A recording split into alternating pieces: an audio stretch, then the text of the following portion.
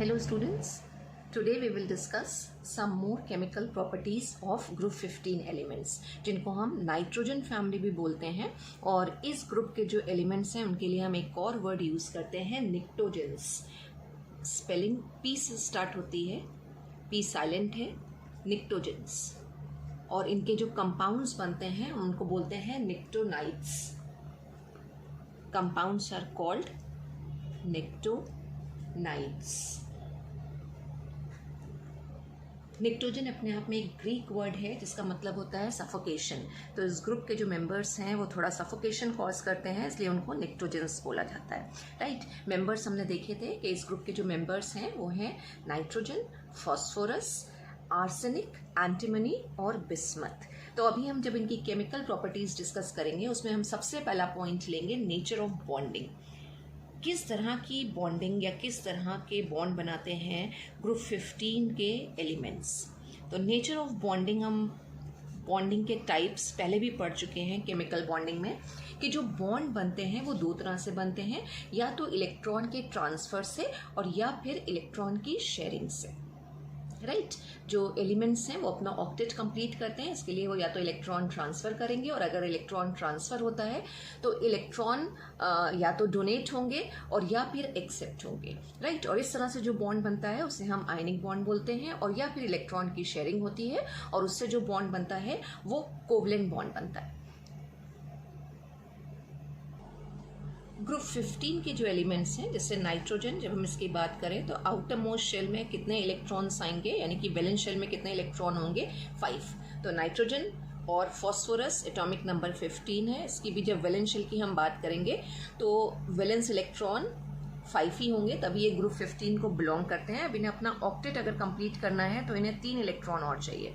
अब या तो ये 5 इलेक्ट्रॉन डोनेट करें जो एनर्जी वाइज फीजिबल नहीं होता है, और या फिर 3 इलेक्ट्रॉन एक्सेप्ट करें। अब इलेक्ट्रॉन एक्सेप्ट वो एलिमेंट करते हैं जिनकी इलेक्ट्रोनेगेटिविटी ज़्यादा हो या फिर साइज छोटा हो, या फिर हम कहें नॉन मेटल्स मोस्टली। तो यहाँ नाइट्रोजन और फॉस्फोरस की जब हम बात करते हैं ये नॉन मेटल्स हैं, इनकी इलेक्ट्रोनेगेटिविटी हाई होती है, साइज छोटा होता है, इसलिए ये ईजिली 3 इलेक्ट्रॉन एक्सेप्ट कर लेते हैं। और नाइट्रोजन जब 3 इलेक्ट्रॉन एक्सेप्ट करता है तो वो जो आयन बनाता है उसको हम बोलते हैं नाइट्राइड आयन। नाइट्राइड आयन बनता है, ये आपने जब एस ब्लॉक पढ़ा था तो आपने उसमें पढ़ा था कि लिथियम, फर्स्ट ग्रुप में लिथियम ही लिथियम नाइट्राइड सॉल्ट का फॉर्मेशन करता है, और सेकेंड ग्रुप में जो एल्कलाइन अर्थ मेटल्स का ग्रुप है वो भी नाइट्राइड के सॉल्ट्स बनाते हैं। तो नाइट्राइड का फॉर्मूला N3-, यानी नाइट्रोजन क्या कर रहा है, 3 इलेक्ट्रॉन एक्सेप्ट कर रहा है। हम फॉस्फोरस की बात करें तो फॉस्फोरस भी आइड वाला आयन बनाता है, यानी कि फॉस्फाइड आयन बनाएगा, P3- आयन बनता है, और इसको हम बोलते हैं फॉस्फाइड। IDE से टर्मिनेशन होता है, फॉस्फाइड आयन आता है। राइट, लेकिन नाइट्रोजन की इलेक्ट्रोनेगेटिविटी फॉस्फोरस से ज़्यादा है, साइज भी नाइट्रोजन का छोटा है, तो कंपैटिबली इलेक्ट्रॉन को एक्सेप्ट करने की टेंडेंसी और आइड वाले आयंस बनाने की टेंडेंसी नाइट्रोजन की ज़्यादा होती है इन कंपैरिजन टू फॉस्फोरस। यानी फॉस्फोरस थोड़ा सा साइज बड़ा होने की वजह से और इलेक्ट्रोनेगेटिविटी थोड़ा कम होने की वजह से बहुत आसानी से फॉस्फाइड आयन नहीं बनाता है। तो जब भी नाइट्रोजन या फॉस्फोरस हाईली इलेक्ट्रोपॉजिटिव मेटल्स के साथ कंबाइन करेंगे, जो हमें पता है एस ब्लॉक के मेंबर्स होते हैं, एस ब्लॉक के मेटल्स होते हैं, उनके साथ जब कंबाइन करते हैं तो नाइट्राइड आयंस या फॉस्फाइड आयंस बनाते हैं। फॉर एग्जाम्पल कैल्शियम के साथ जब ये कंबाइन होगा तो कैल्शियम फॉस्फाइड का फॉर्मेशन करेगा। अब जब हम थर्ड मेंबर पर आएंगे आर्सेनिक, तो आर्सेनिक जो आयन बनाता है वो आर्सेनिक का आयन है AS3+। अब AS3+ का मतलब क्या हुआ, ये इलेक्ट्रॉन 3 अपने डोनेट कर रहा है। तो जैसे जैसे हम ग्रुप में ऊपर से नीचे की तरफ मूव करते हैं तो जो p सबशेल के इलेक्ट्रॉन्स हैं, राइट, हमने बात करी थी कि जो ग्रुप 15 है उसका जनरल कॉन्फ़िगरेशन आता है NS2NP3। NS2NP3, तो ये जो NP3 यानी कि जो p सबशेल वाले 3 इलेक्ट्रॉन हैं, ये 3 इलेक्ट्रॉन डोनेट करते हैं जो लोअर मेंबर्स होंगे, यानी कि आर्सेनिक, एंटीमनी और बिस्मथ। राइट, और इलेक्ट्रॉन 3 इलेक्ट्रॉन डोनेट करने की टेंडेंसी मोस्टली एंटीमनी और बिस्मथ की ज़्यादा होती है, और ये दोनों एलिमेंट्स जो हैं, ये ग्रुप 15 के मेंबर्स जो हैं बेसिकली मेटल्स होते हैं और ये आयनिक सॉलिड्स बनाते हैं। जैसे अगर हम एंटीमनी की बात करें तो एंटीमनी का फ्लोराइड बनता है SbF3, SbF5 भी बनता है। और साथ ही साथ अगर हम बात करें बिस्मथ की, तो बिस्मथ जो है वो +3 ऑक्सीडेशन स्टेट शो करता है इनर्ट पेयर इफेक्ट की वजह से, और बिस्मथ का फ्लोराइड या बिस्मथ का ट्राईफ्लोराइड BiF3 का फॉर्मेशन करेगा। तो जो फर्स्ट 2 मेंबर्स हैं वो नॉन मेटल हैं, वो इलेक्ट्रॉन एक्सेप्ट करके नाइट्राइड फॉस्फाइड आयंस का फॉर्मेशन कर रहे हैं, यानी नाइट्रोजन फॉस्फोरस, और बाकी के मेंबर्स क्या करते हैं, इलेक्ट्रॉन को डोनेट करते हैं।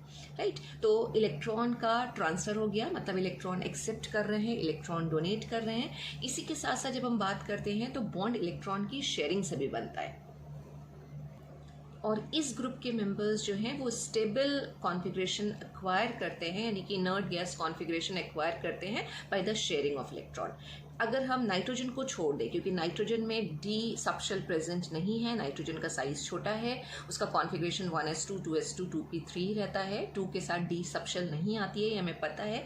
तो नाइट्रोजन को अगर हम छोड़ दें तो जो रेस्ट ऑफ द मेंबर्स हैं वो 5 कोवेलेंट बॉन्ड का फॉर्मेशन करेंगे, क्योंकि उनकी आउटर मोस्ट शेल में कितने इलेक्ट्रॉन्स प्रेजेंट हैं, 5 इलेक्ट्रॉन प्रेजेंट है। तो अगर हम नाइट्रोजन की बात कर रहे हैं, नाइट्रोजन जो फर्स्ट मेंबर है इसके अंदर डी सबशेल एब्सेंट है, डी सबशेल एब्सेंट, और डी सबशेल एब्सेंट होने की वजह से ही नाइट्रोजन थोड़ा सा एनॉमलस बिहेवियर भी शो करता है, जो हम बाद में डिस्कस करेंगे।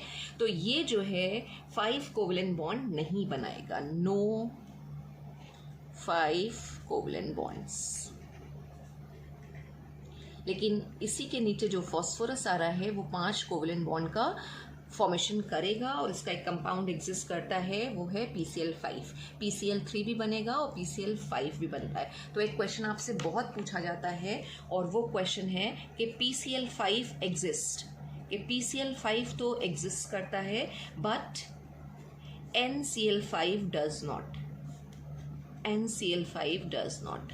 तो इसका सिंपल सा आंसर क्या होगा अगर आपसे पूछा जाता है वाई, रीजन पूछा जा रहा है वाई, तो just because of the absence of D subshell या डी ऑर्बिटल, नाइट्रोजन जो है वो 5 कोवेलेंट बॉन्ड या 5 अनपेयर्ड इलेक्ट्रॉन नहीं देगा, या इसको हम ये भी कह सकते हैं कि नाइट्रोजन जो है जिसका कॉन्फ़िगरेशन 1s2 2s2 2p3 है, ये अपने s इलेक्ट्रॉन को अनपेयर करके d में प्रमोट नहीं कर सकता। वेयरएज p के साथ क्या है, जब हम p की बात करते हैं तो 10 इलेक्ट्रॉन अगर हम निकाल दें इनर्ट गैस के नियॉन के, तो इसका कॉन्फ़िगरेशन आ रहा है 3s2 3p3, और इसमें जो 3d है वो एम्प्टी है। तो जो s इलेक्ट्रॉन्स हैं या s के जो पेयर्ड इलेक्ट्रॉन्स हैं उसमें से एक इलेक्ट्रॉन प्रमोट होकर 3d में चला जाएगा, यहाँ से एक इलेक्ट्रॉन चला गया, तो टोटल हमारे पास कितने इलेक्ट्रॉन्स आ रहे हैं अनपेयर्ड,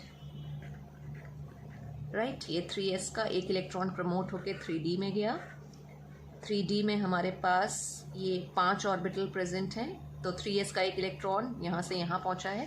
टोटल कितने अनपेयर्ड इलेक्ट्रॉन आ रहे हैं, 1 2 3 4 5, राइट। तो 5 अनपेयर्ड इलेक्ट्रॉन आने का मतलब 5 कोवेलेंट बॉन्ड का फॉर्मेशन कर सकता है। ड्यू टू दिस PCl5 तो एग्जिस्ट करेगा लेकिन NCl5 एग्जिस्ट नहीं करेगा।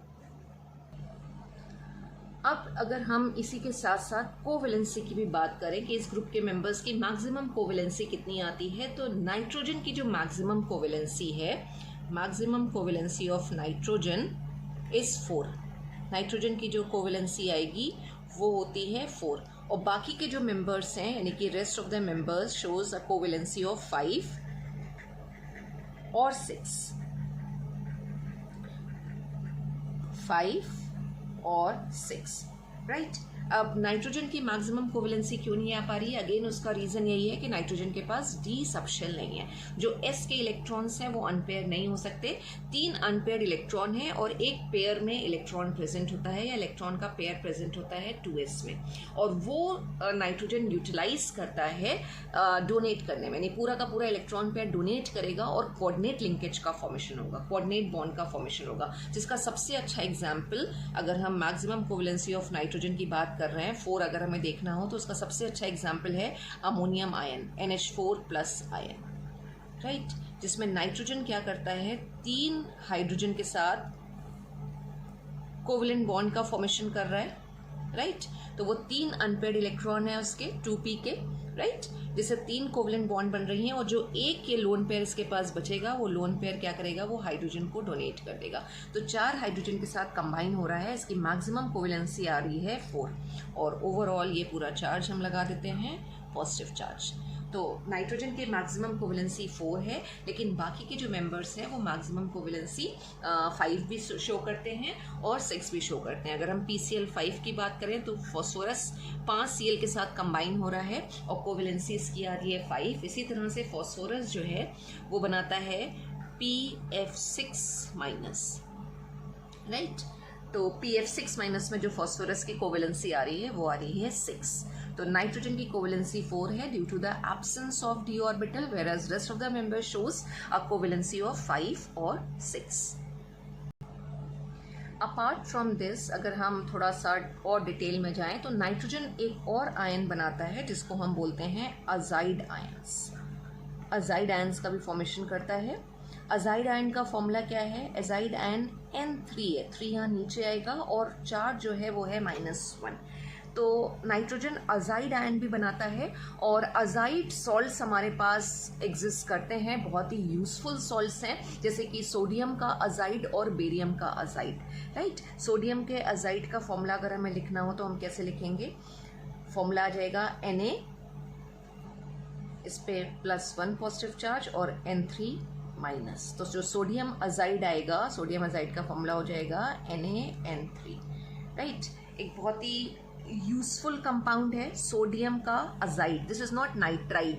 नाइट्राइड का फॉर्मूला क्या है, N के ऊपर ओवरऑल जो चार्ज है वो है 3-, क्योंकि 3 इलेक्ट्रॉन एक्सेप्ट कर रहा है, और यहाँ पे क्या हो रहा है, 3 नाइट्रोजन एटम है। अगर हम इसके स्ट्रक्चर में भी जाएं तो स्ट्रक्चर कुछ ऐसा आता है, ये नाइट्रोजन, एक नाइट्रोजन इधर, एक नाइट्रोजन इधर, और इस पे -1 चार्ज, इस पे -1 चार्ज और इस पे +1 चार्ज।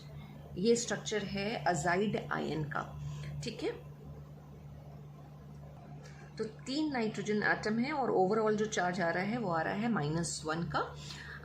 बहुत ही यूजफुल कंपाउंड है जिससे हमने बात करी। कहाँ पे यूज़ होते हैं, एक्सप्लोजिव की तरह यूज़ होते हैं। इसके साथ साथ जो हमारे ऑटोमोबाइल्स आते हैं, कार्स आती हैं, जो एयर बैग्स उसमें लगे होते हैं, उसमें सोडियम अजाइड ही मोस्टली फिल होता है, क्योंकि एक्सीडेंट में, जर्क में, प्रेशर से जब वो एयर बैग इन्फ्लेट करते हैं तो बेसिकली वो एयर बैग्स के अंदर सोडियम अजाइड होता है जो डिकम्पोज होता है, और नाइट्रोजन गैस वहाँ पे लिबरेट होती है, और एयर बैग्स के अंदर वो नाइट्रोजन गैस फिल होती है और एक्सीडेंट से सेव कर लेते हैं। तो बेसिकली जो एयर बैग्स हैं ऑटोमोबाइल्स के, उसके अंदर सोडियम अजाइड ही होता है।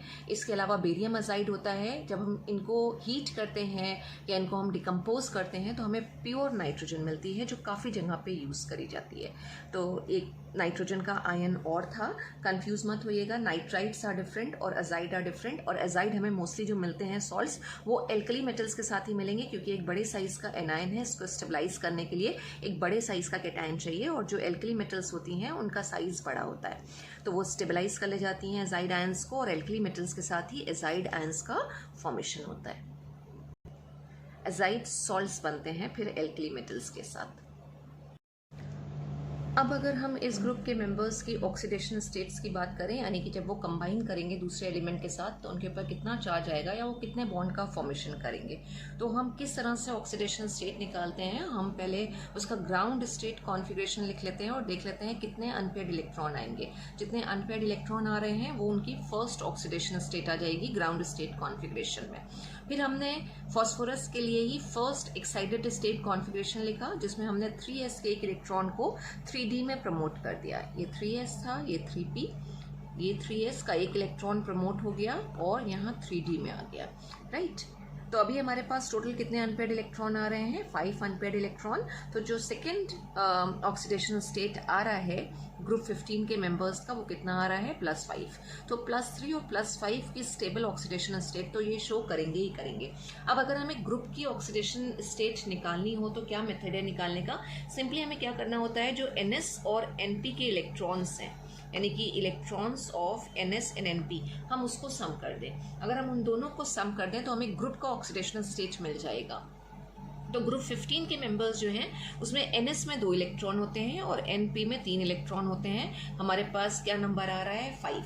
तो जो ग्रुप का ऑक्सीडेशन स्टेट है this 5 is the oxidation state of group या ग्रुप 15, राइट। यानी इस ग्रुप के मेंबर्स जो हैं वो +5 ऑक्सीडेशन स्टेट तो शो करेंगे ही करेंगे, लेकिन उसके साथ साथ हम एक प्रॉपर्टी पढ़ चुके हैं जो हम बोलते हैं क्या है, inert pair effect.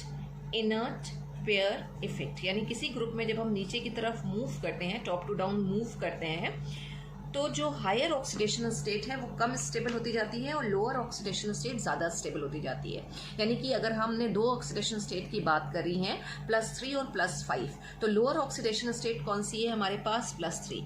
+3 will be more stable, will be more stable on moving down in group.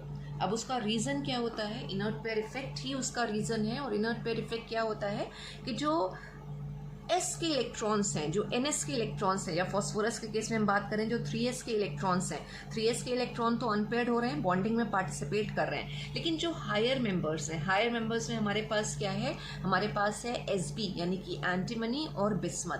तो एंटीमनी और बिस्मथ में इनर्ट पेयर इफेक्ट लग जाता है। जो उनके S सबशेल वाले इलेक्ट्रॉन्स होंगे वो रिलक्टेंस शो करते हैं, वो बॉन्डिंग में पार्टिसिपेट नहीं करते हैं।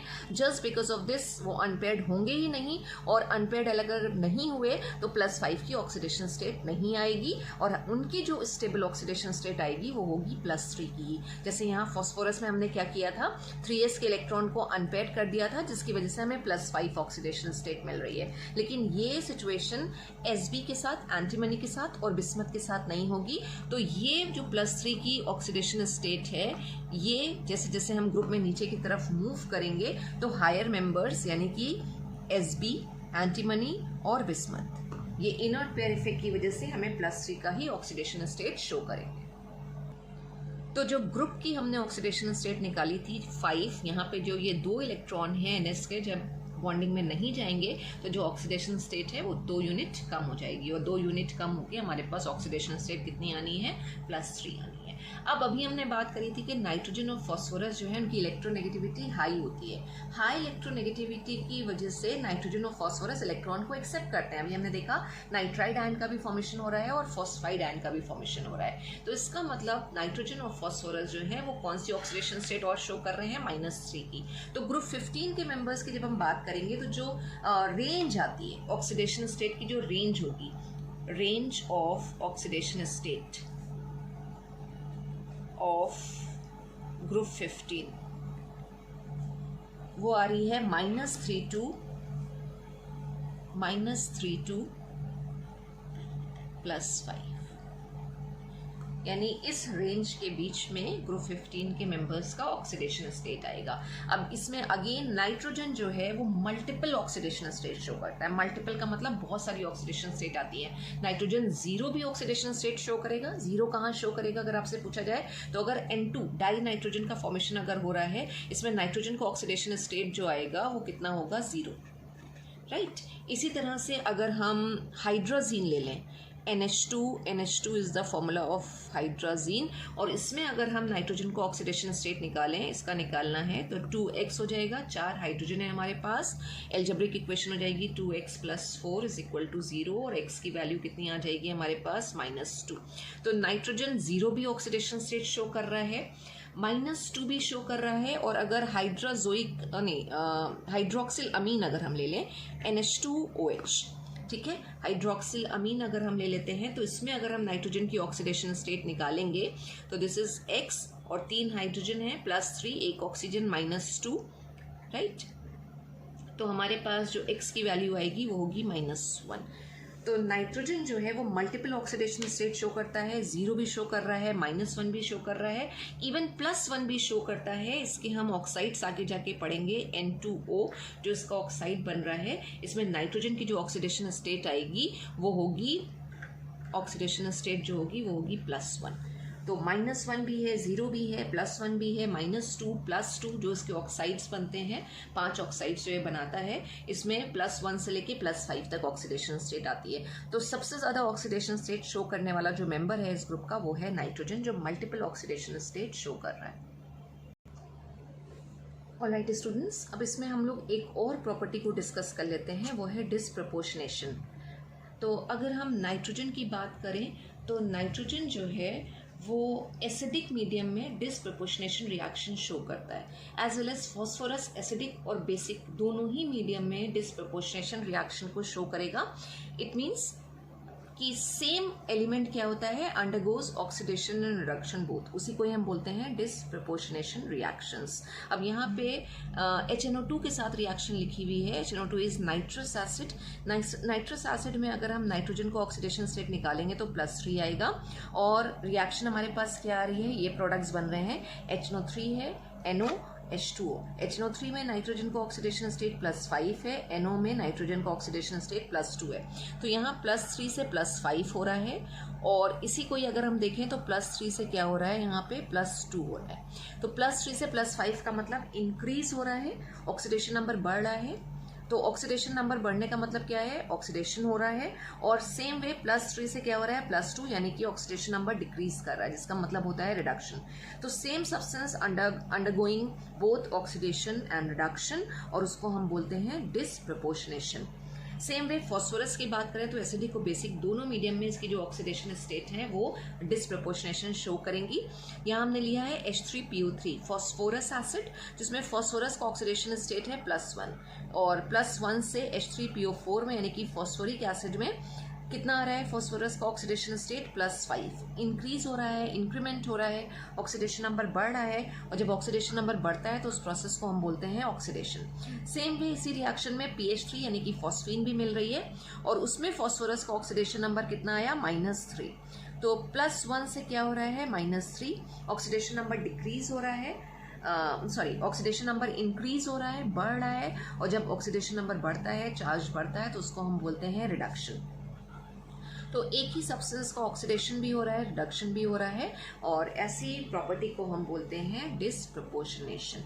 तो ग्रुप 15 में नाइट्रोजन और फॉस्फोरस दोनों ही क्या करते हैं, अपनी जो ऑक्सीडेशन स्टेट की रेंज है -3 से लेके +5 तक की, वो ऑक्सीडेशन स्टेट शो करते हैं, दे अंडरगोज डिसप्रपोर्शनेशन। और ये प्रॉपर्टी या ये टेंडेंसी आर्सेनिक से बिस्मथ की तरफ डिक्रीज होती जाती है, और अगेन उसका रीजन क्या है, इनर्ट पेयर इफेक्ट, क्योंकि स्टेबिलिटी +3 ऑक्सीडेशन स्टेट की बढ़ती जाएगी as we move from arsenic to bismuth. अब अगेन यहाँ पे एक इंपॉर्टेंट क्वेश्चन जो यूजुअली पूछ लिया जाता है और काफ़ी बार बोर्ड के एग्जाम्स में भी पूछा गया है, और वो क्वेश्चन है HNO3 यानी कि नाइट्रिक एसिड की अगर हम बात करें, can act as an oxidizing agent, whereas HNO2 can act as both OA यानी कि ऑक्सीडेशन स्टेट एंड RA यानी कि ऑक्सीडाइजिंग एजेंट एंड RA यानी कि रिड्यूसिंग एजेंट। ये क्वेश्चन किसी के साथ भी हो सकता है, यहाँ पे फॉस्फोरस के एसिड भी हो सकते थे। अगर किसी को ही पूछा जा रहा है कि वो सिर्फ ऑक्सीडाइजिंग एजेंट की तरह बिहेव कर रहा है, तो ऑक्सीडाइजिंग एजेंट का मतलब क्या होता है, उसका रिडक्शन हो रहा हो, और रिड्यूसिंग एजेंट का मतलब क्या होता है, ऐसे सारे सब्सटेंसेस जिनका ऑक्सीडेशन हो रहा होगा उनको हम बोलते हैं रिड्यूसिंग एजेंट। तो अगर HNO2 को हमने बोला दोनों तरह से एक्ट कर रहा है, ऑक्सीडाइजिंग और रिड्यूसिंग एजेंट दोनों की तरह, तो यानी इसका जो ऑक्सीडेशन नंबर, नाइट्रोजन का इसमें जो ऑक्सीडेशन नंबर आएगा उसका इंक्रीमेंट हो सकता है, डिक्रीमेंट भी हो सकता है, यानी कि नाइट्रोजन का जो ऑक्सीडेशन स्टेट है वो इंक्रीज भी कर सकता है, डिक्रीज भी। अभी हमने HNO3 में ऑक्सीडेशन स्टेट की बात करी थी कि नाइट्रोजन का ऑक्सीडेशन स्टेट कितना आ रहा था HNO3 में, +5, और HNO2 में कितना आ रहा है, +3, राइट। और रेंज कितनी है ऑक्सीडेशन स्टेट की, -3 से +5। अब अगर हम इसको कुछ इस तरह से लिख लें, ये हम दिखा रहे हैं कि ये चार्ज यहाँ से देखिए +1 +2 +3, तो जो चार्ज या ऑक्सीडेशन स्टेट है वो इंक्रीज हो रहा है। इंक्रीज होने का मतलब क्या होता है, ऑक्सीडेशन, और अगर हम इधर से इधर मूव करेंगे तो डिक्रीज हो रहा है, और डिक्रीज का मतलब है रिडक्शन। तो अब कोई सब्सटेंस अगर ऑक्सीडाइजिंग एजेंट की तरह बिहेव कर रहा है तो यानी उसका क्या हो सकता है, पॉसिबल रिडक्शन पॉसिबल हो सकता है, ऑक्सीडेशन नहीं। अब HNO3 में नाइट्रोजन का ऑक्सीडेशन स्टेट कितना है, +5, और मैक्सिमम जो इस ग्रुप के मेंबर्स का ऑक्सीडेशन स्टेट है वो है +5, राइट। तो ये रिड्यूसिंग एजेंट की तरह बिहेव नहीं कर सकता, यानी इसका ऑक्सीडेशन स्टेट बढ़ नहीं सकता। रिड्यूसिंग एजेंट का मतलब है ऑक्सीडेशन होना चाहिए था, राइट। तो +5 के बियॉन्ड नहीं जा सकता, क्योंकि +5 -3 से +5 ही रेंज है। फर्दर इसका रिडक्शन पॉसिबल है, यानी कि ये ऑक्सीडेशन स्टेट सिर्फ डिक्रीज कर सकता है। तो HNO3 में हाईएस्ट ऑक्सीडेशन स्टेट है +5 की, जिसमें सिर्फ क्या पॉसिबल है, डिक्रीज ही पॉसिबल है या रिडक्शन ही पॉसिबल है, जिसकी वजह से HNO3 ऑक्सीडाइजिंग एजेंट की तरह बिहेव करता है। लेकिन HNO2 की बात करें तो HNO2 में नाइट्रोजन का ऑक्सीडेशन स्टेट है +3 ये आ रहा है ना। तो +3 से +5 भी पॉसिबल है, हम आगे की तरफ भी जा सकते हैं, और +3 से हम इधर नीचे की तरफ भी आ सकते हैं, यानी ऑक्सीडेशन भी पॉसिबल है, रिडक्शन भी पॉसिबल है। तो जब दोनों चीजें पॉसिबल हैं तो जो HNO2 है, यानी कि नाइट्रस एसिड जो है, वो किसकी तरह बिहेव कर सकता है, वो ऑक्सीडाइजिंग एजेंट की तरह भी बिहेव कर सकता है, यानी उसका रिडक्शन भी पॉसिबल है, और रिड्यूसिंग एजेंट की तरह भी बिहेव कर सकता है, यानी कि ऑक्सीडेशन भी पॉसिबल है। ये चीज फॉस्फोरस के एसिड के साथ भी हो सकती थी। आपको आंसर इसी तरह से ही निकालना है। अगर उन्होंने खुद ही लिमिट कर दिया है कि एक सब्सटेंस सिर्फ ऑक्सीडाइजिंग एजेंट है, यानी कि उस पर्टिकुलर सब्सटेंस के अंदर उस पर्टिकुलर ग्रुप का हाईएस्ट ऑक्सीडेशन स्टेट आ रहा होगा, और उसके बियॉन्ड या उसके फर्दर या उसके आगे नहीं जा सकता, वो ऑक्सीडेशन स्टेट बढ़ नहीं सकता, घट सकता है, बढ़ नहीं सकता। इसलिए यहाँ पे इस पर्टिकुलर केस में जो नाइट्रिक एसिड है वो सिर्फ ऑक्सीडाइजिंग एजेंट की तरह ही बिहेव करेगा। This is all for today students, thank you so much.